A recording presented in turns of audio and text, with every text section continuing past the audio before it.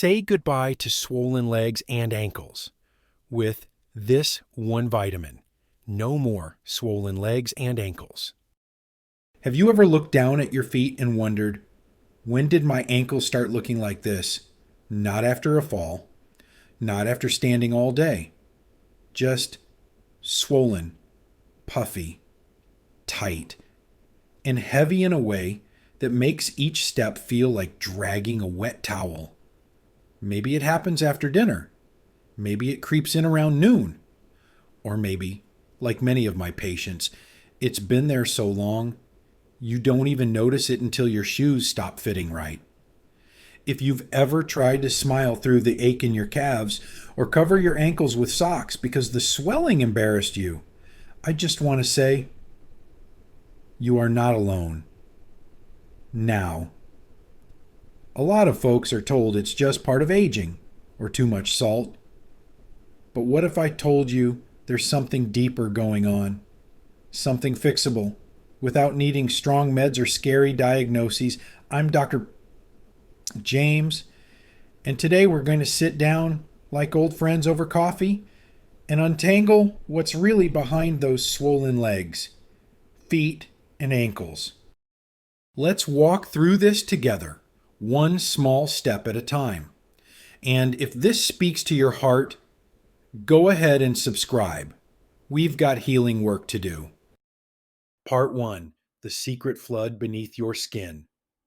Picture this. It's 6:45 and Margaret from Tallahassee wakes up, swings her legs over the bed, and feels a familiar tightness in her feet. She stands, takes 2 steps, and pauses. Her slippers don't fit like they did last year.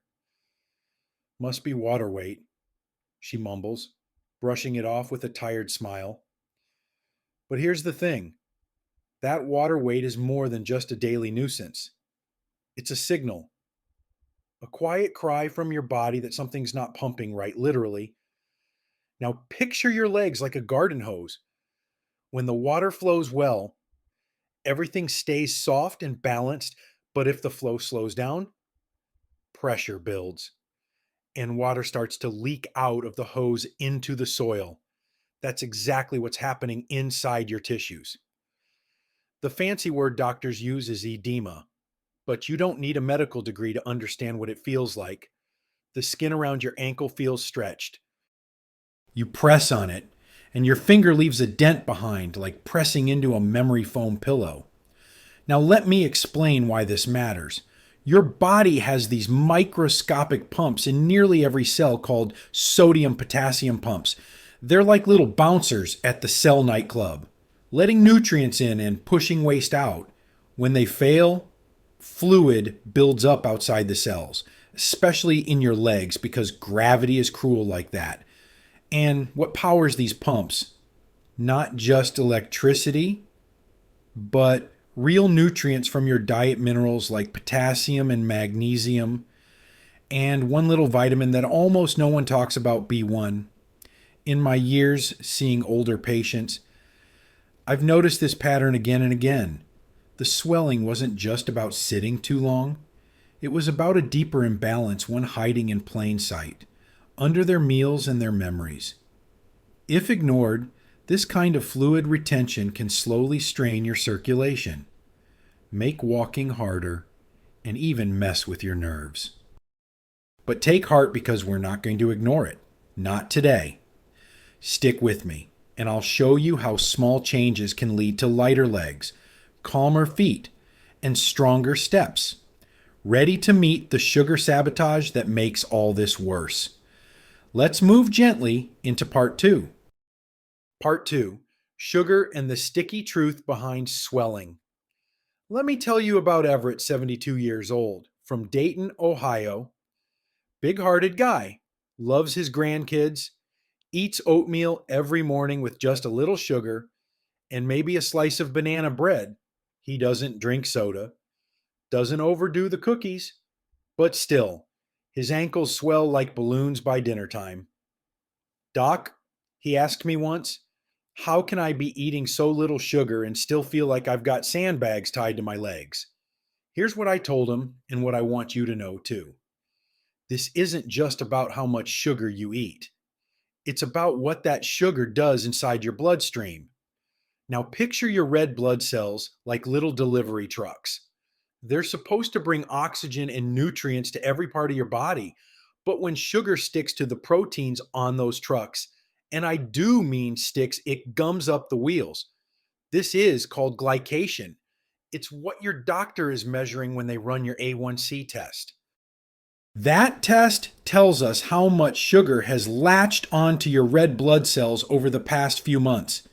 And once sugar sticks, it's not letting go, not until that cell dies. Why does that matter? Because glycated blood cells can't do their job well. They get stiff. They slow down. They struggle to squeeze through your tiniest blood vessels, like the ones in your feet and ankles. So blood flow suffers, fluid gets trapped, and swelling begins. But it doesn't stop there. That same sugar buildup damages the lining of your blood vessels. It makes them leaky, like old garden hoses. The result, fluid seeps into your tissues. Your socks get tighter, and your legs feel heavier by the hour. Even worse, sugar messes with your kidney's ability to balance salt and water. So you retain sodium, lose potassium, and trigger even more fluid buildup. Sound like a mess? It is. But I need you to hear this part. You don't have to be diabetic for this to happen. Even if your blood sugar is just a little high, even if you've never been diagnosed, this quiet sugar sabotage might already be stealing your comfort, step by step. But here's the good news, and it's real good. The damage isn't set in stone. You can clear the sticky mess. You can heal those blood vessels. You can get the fluid moving again. And in part 3, I'll show you exactly how starting with a forgotten vitamin that your body is begging for. Ready to discover what B1 has to do with your tired legs. Let's keep walking. Part 3, the unsung hero. Vitamin B1 and your body's natural pumps. Let me tell you about Rosa, 68, retired seamstress from Arizona. She came into my clinic with tingling feet, swollen ankles, and a quiet sadness in her eyes. I used to walk to the post office every morning, she said. Now I can barely make it to the kitchen without my legs feeling like they've soaked in concrete. And she wasn't diabetic. Her blood pressure wasn't terrible. Her labs looked fine. But when I asked about her diet, Rosa admitted, I love toast. I love crackers. And I really love muffins. That's when I knew what was missing. You see, there's this little vitamin no one really talks about anymore. Vitamin B1, also called thiamine, but inside your body, B1 is a big deal. Now, imagine your cells like engines. To burn fuel, especially carbs, they need a spark plug. Vitamin B1 is that spark plug. Without it, your body can't turn carbohydrates into usable energy. Instead, sugar builds up in your bloodstream, wreaking havoc on your circulation, overwhelming your sodium-potassium pumps, and yes, causing your feet and legs to swell like sponges. But here's what most people miss. Refined carbohydrates, white bread, pastries, even healthy cereal. They drain B1 like a leaky faucet. You eat them. Your body burns through its thiamine stores just trying to process all that sugar. And if you don't replace it quickly, you end up like Rosa. Tired, heavy, swollen, even numb. Now here's the really wild part. B1 isn't just about energy. It protects your nerves. It supports your blood vessels. And it keeps those sodium-potassium pumps humming, helping your cells regulate fluid properly. When your B1 runs low, not only do you swell, you also start feeling the burn, the tingles, the slow creep of peripheral neuropathy. And no, you don't have to wait until it's severe to feel it. A mild B1 deficiency can quietly erode your comfort for years before you or your doctor notice. In my clinic, I've seen folks turn the tide just by replenishing this one vitamin. We're talking simple changes like nutritional yeast, sunflower seeds, or a high quality B1 supplement, especially the benfotiamine form, which absorbs better in seniors. Rosa started adding B1 back into her life. Within weeks, she was walking to her mailbox again, no cane, no complaints. So if you've been living in a fog of fatigue and fluid, don't just blame age. Think thiamine. And now that we've met the vitamin hero, let's meet his two best friends, minerals your body is desperately craving. Ready for part 4? Let's keep this healing conversation going. Part 4, potassium and magnesium, the mineral duo that keeps you standing. Let's talk about Harold, 75, from rural Kentucky. Big hands, a quiet laugh, and legs that cramped so hard at night. He once kicked his bedside lamp across the room. I thought I was low on calcium, he told me, chuckling. But Doc, it feels like my muscles are just giving up. Turns out, it wasn't calcium. It was potassium and magnesium, two minerals that most of us severely lack, especially as we age. Now imagine this. Inside every one of your muscle cells, there's a delicate dance happening. Potassium says, let's relax. Sodium says, time to tighten up. And magnesium, she's the conductor of the whole orchestra, keeping the rhythm steady, the energy flowing, the tension under control. But here's where it goes wrong. When you're low on potassium, fluid starts hanging out in the wrong places, like your ankles and calves. Why? Because potassium helps pull water back into your cells. Without enough of it, water just hangs around in the tissue like a guest who overstays their welcome. Now get this, the average adult needs about 400-700 milligrams of potassium per day. One banana, that's maybe 300 milligrams. So unless you're eating 15 bananas a day, please don't. You're probably falling short. And here's the kicker. Most potassium-rich foods also happen to be low in sugar and great for your heart. Avocados, spinach, sweet potatoes, black beans. If it grows from the ground and tastes a little earthy, chances are it's helping your potassium levels. Now let's talk about magnesium, the unsung mineral that powers over 300 chemical reactions in your body. It helps your muscles relax, regulates heartbeat, and assists in the creation of ATP, your body's main energy source. When magnesium runs low, cramps, stiffness, fatigue, and yes, poor fluid regulation all creep in. You might feel wired but tired. You might notice restless legs, headaches, or even anxiety. And like B1 magnesium gets drained by stress, sugar, and processed foods. So what can you do? Eat more pumpkin seeds, chia seeds, almonds, and leafy greens. You can also try an unsweetened electrolyte mix with both magnesium and potassium. Just steer clear of added sugars and artificial junk. Now back to Harold. We added a simple magnesium supplement to his routine. Upped his potassium by sneaking more beans and greens into his meals. And within a month, the lamp stayed in place. And so did his peace of mind. The truth is, your body wants to heal. It's just waiting on the tools. So now that we've got vitamins and minerals covered, let's address something just as powerful, the hidden role of movement in reducing swelling, because no pill can replace what your legs were built to do. Shall we stretch into part 5? Part 5. Motion is medicine. How gentle movement drains the swell. Let me introduce you to Dolores, 80 years old, Brooklyn native, sharp as a tack, and fiercely independent. She's the kind of woman who still balances her checkbook by hand and scoffs at those noisy step counters. But Dolores had a problem. Her legs felt like they were filling with sand by noon. Socks left deep marks. She hated how her ankles looked in her evening walks around the block. They stopped altogether. I just don't have the energy, she told me. But Doc, I'm afraid if I sit too long, I'll never get up again. And in her quiet worry, she was absolutely right. You see, one of the biggest factors behind fluid retention, especially in our legs, is lack of gentle movement. When we sit for long periods, especially in soft chairs or with feet dangling down, gravity pulls fluid toward the lowest parts of our body.